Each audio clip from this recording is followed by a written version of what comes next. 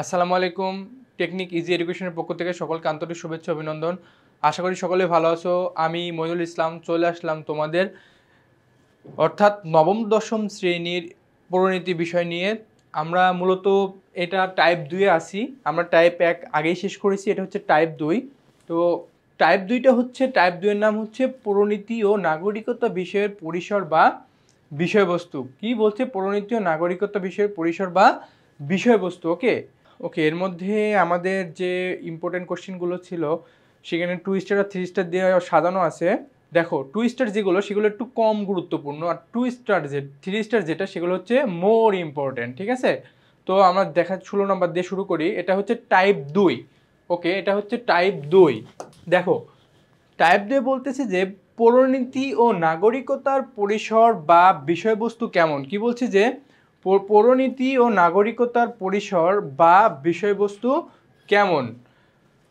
ব্যাপক ও সংকীর্ণ, ব্যাপক ও বিস্তীর্ণ, বিস্তীর্ণ ও সংকীর্ণ না, সীমাবদ্ধ ও সংকীর্ণ। এখানে আনসার হচ্ছে দেখো ব্যাপক ও সংকীর্ণ। অনেকে পুরোপুরি না পড়বে, পরে আনসারটা দিবে হচ্ছে এটা, কিন্তু এটা না, রাইট আনসার হচ্ছে ব্যাপক ও বিস্তৃত। ঠিক আছে, পরিণতি ও নাগরিকতা পরিসর বা বিষয়বস্তুটা কেমন?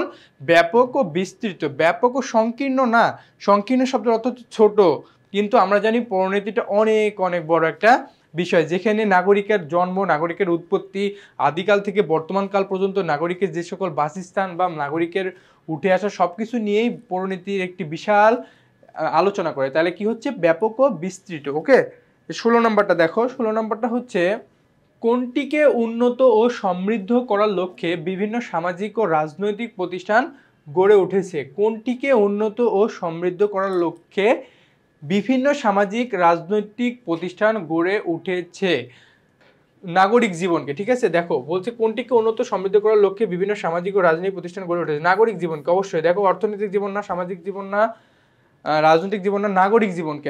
সামাজিক জীবন অনেকে মনে করতে পারে, কারণ সামাজিক যখন হচ্ছে সেটা হচ্ছে শুধু একটা গোষ্ঠীর ক্ষেত্রে হচ্ছে, বাট যখন আমরা পুরো নাগরিক জীবনে যাচ্ছি তখন কি পুরা দেশের নাগরিকের ক্ষেত্রে হচ্ছে, তাই না? যখন আমরা শুধু সামাজিক জীবন দিবে, অনেকে ভাববে যে সামাজিক জীবন কেন হলো না, এজন্য হচ্ছে না কারণ সামাজিক জীবন মানে একটা গোষ্ঠী। সেটা হতে পারে, মনে করো যে আমাদের এখানে মিরপুর শেওড়াপাড়া একটা সামাজিক জীবন আছে, এখানে সামাজিক একটা গোষ্ঠী আছে, বাট এটা সামাজিক গোষ্ঠী না।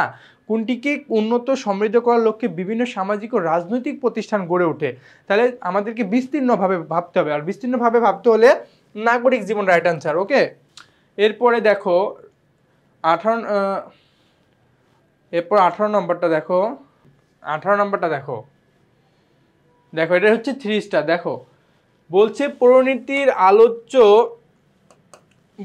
আলোচ্য বিষয় কোনটি? ভূপ্রকৃতি, সামাজিকীকরণ, মূল্যবোধ, ব্যবসা বাণিজ্য। দেখো পরিণতির আলোচ্য বিষয় হচ্ছে মূল্যবোধ। মানুষের মূল্যবোধ নিয়ে পরিণতি কাজ করে থাকে। মানুষের মূল্যবোধ নিয়ে কি পরিণতি কাজ করে থাকে? দেখো নাগরিকতা স্থানীয় বিষয় প্রতিষ্ঠান কোনটি? বলছে নাগরিকতার স্থানীয় বিষয় বা প্রতিষ্ঠান কোনটি? নাগরিকের স্থানীয় প্রতিষ্ঠান হচ্ছে জাতীয় সংসদ, জাতীয় সংসদ, সিটি কর্পোরেশন, সার্ক, জাতিসংঘ। জাতীয় সংসদ নাগরিকতার স্থানীয় না, এটা হচ্ছে পুরো দেশবাসীর জন্য। এরপরে সিটি কর্পোরেশন। ওকে, রাইট আনসার হচ্ছে সিটি কর্পোরেশন। বলছে নাগরিকতার স্থানীয় বিষয় বা প্রতিষ্ঠান কোনটি? নাগরিকতার স্থানীয় বিষয় বা প্রতিষ্ঠান হচ্ছে সিটি কর্পোরেশন। ওকে, এরপরে 20 নাম্বারটা দেখো, কোনটি নাগরিকের আন্তর্জাতিক বিষয়? দেখো এটা আমরা জানি ইউনিয়ন পরিষদ হচ্ছে নাগরিকের আন্তর্জাতিক বিষয় না, কারণ ইউনিয়ন হচ্ছে দেশের মধ্যে থাকে, পৌরসভাও দেশের মধ্যে, শাসন বিভাগও একটি বিচার বিভাগের আওতার অধীন, সেজন্য এটাও আমাদের দেশের মধ্যে। তাহলে রাইট আনসার হচ্ছে জাতিসংঘ, গ নম্বর। ঠিক আছে, নাগরিকের আন্তর্জাতিক বিষয় হচ্ছে কি জাতিসংঘ। এরপরে হচ্ছে 21 নম্বরটা দেখো। 21 নম্বর হচ্ছে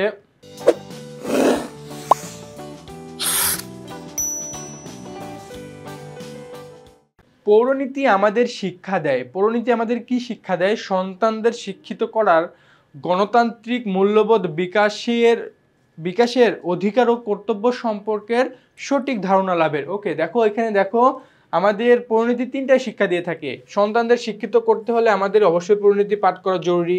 এবার গণতান্ত্রিক মূল্যবোধ শিক্ষার ক্ষেত্রে যে আমাদের গণতান্ত্রিক মূল্যবোধটা যে বিকশিত হয়, সেই জন্য আমাদের কি করা উচিত? পরিণতি পাঠ করা উচিত। এরপর অধিকার ও কর্তব্য সম্পর্কিত যে সকল তথ্যগুলো আমাদের অর্জন করা জরুরি, সেটার ফলেও আমাদের কি পরিণতি শিক্ষা অতি জরুরি। এই জন্য রাইট আনসার হচ্ছে 1, 2 ও 3 ঘ নম্বর। ঠিক আছে, রাইট আনসার হচ্ছে 1, 2 ও 3। এরপরে দেখো 22 নম্বর 3 স্টার। দেখো সকল বোর্ডে আসছিল 16 সালে, বাংলাদেশে যতগুলো বোর্ড আছে সকল বোর্ডে আসছিল এটা 16 সালে। দেখো পরিণতির মূল আলোচ্য বিষয় কোনটি? পরিণতির মূল আলোচ্য বিষয় হলো নাগরিক ও নাগরিকতা সম্পর্ক বিষয়। এটা অবশ্যই পরিণতি হচ্ছে নাগরিক ও নাগরিকতা বিষয় সম্পর্ক বিজ্ঞান, 100% এটা রাইট।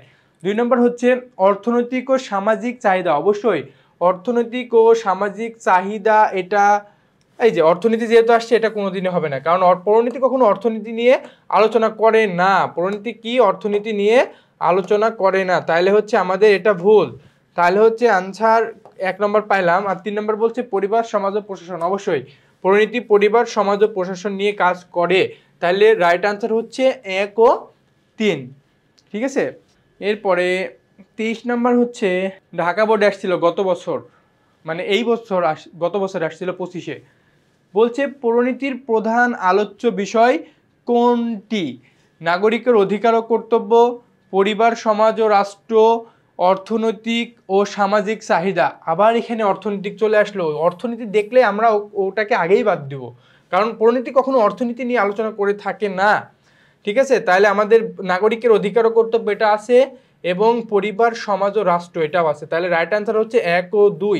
তাহলে 1 ও 2 কোথায় আছে? 1 ও 2 কয়ে আছে, তাহলে রাইট আনসার হচ্ছে 1 ও 2 অর্থাৎ ক। এরপর হচ্ছে 24 নম্বরটা দেখো। 24 নম্বরটা হচ্ছে পরিণতির আলোচ্য বিষয় হলো নাগরিক ও নাগরিকতা সম্পর্কিত বিষয়, সরকারের বিভিন্ন বিভাগ, আন্তর্জাতিক সংস্থা সমূহ। এটা হচ্ছে পরিণতি অনেক সময় আন্তর্জাতিক বিষয় নিয়েও কাজ করে থাকে, সরকারের বিভিন্ন বিভাগ নিয়েও কাজ করে থাকে, নাগরিক ও নাগরিকতা সম্পর্কেও কাজ করে থাকে। তাহলে রাইট আনসার হচ্ছে 1, 2 এবং 3। একটু টেকনিক্যাল প্রবলেমের জন্য সমস্যা হয়েছে। দেখো 24 নম্বরটা হচ্ছে পরিণতির আলোচ্য বিষয় হলো নাগরিক ও নাগরিকতা সম্পর্কে বিষয়। এটা অবশ্যই সরকারের বিভিন্ন বিভাগ নিয়েও পরিণতি আলোচনা করে থাকে, আন্তর্জাতিক সংস্থা সমূহ। তার মানে এটারও আনসার হচ্ছে কি 1, 2 এবং 3। এটার আনসার হচ্ছে 1, 2 এবং 3। ওকে, দেখি আমাদের হচ্ছে টাইপ 2 এর এমসিকিউ শেষ। এটা হচ্ছে 24 নম্বর এমসিকিউ ছিল, অর্থাৎ টাইপ 2 এ আমাদের এমসিকিউ ছিল টোটাল কয়টা? 9টা মতো। ঠিক আছে, অর্থাৎ টাইপ 2 এর নাম ছিল হচ্ছে টাইপ 2 এর নাম, দাঁড়াও, টাইপ 2 ছিল হচ্ছে পরিণতি ও নাগরিকতা বিষয়ের পরিসর বা বিষয়বস্তু। তাহলে এখানে তোমাদের এমসিকিউ ছিল হচ্ছে 16 থেকে 24টা, অর্থাৎ 8টা থেকে 9টার মতো এমসিকিউ ছিল।